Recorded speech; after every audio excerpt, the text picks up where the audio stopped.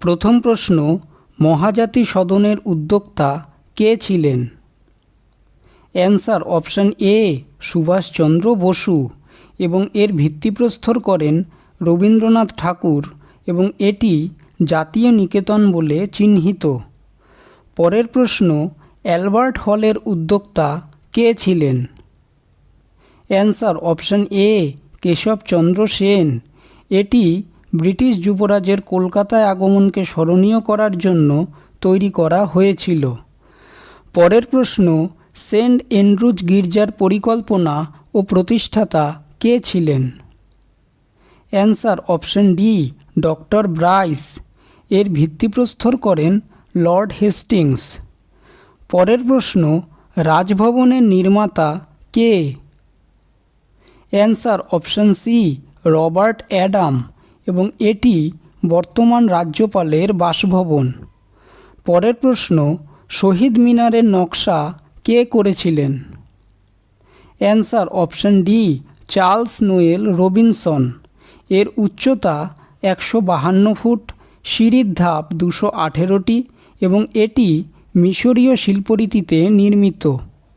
পরের প্রশ্ন, আর্মেনিয়ান গির্জার স্থপতি কে? অ্যান্সার অপশান সি গ্যাভস্তের এবং এটি কলকাতার প্রাচীনতম গির্জা। পরের প্রশ্ন, জব চার্নকের সমাধির নির্মাতা কে? অ্যান্সার অপশান বি চার্লস আয়ার এবং এটি রোমান ভাস্কর্যের অনুকরণে নির্মিত।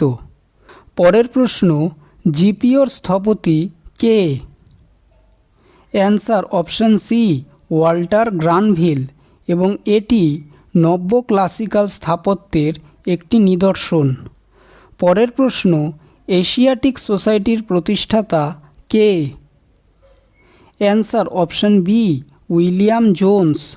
এটির নকশা করেন ক্যাপ্টেন লক এবং এই প্রতিষ্ঠানে 1914 সালে ভারতের কংগ্রেসের প্রতিষ্ঠা হয়েছিল।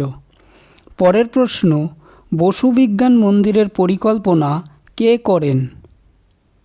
Answer option B Jagadish Chandra Bose এবং এটির উদ্বোধন করেন রবীন্দ্রনাথ ঠাকুর। পরের প্রশ্ন, কলকাতা জাদুঘরের নকশা কে করেন?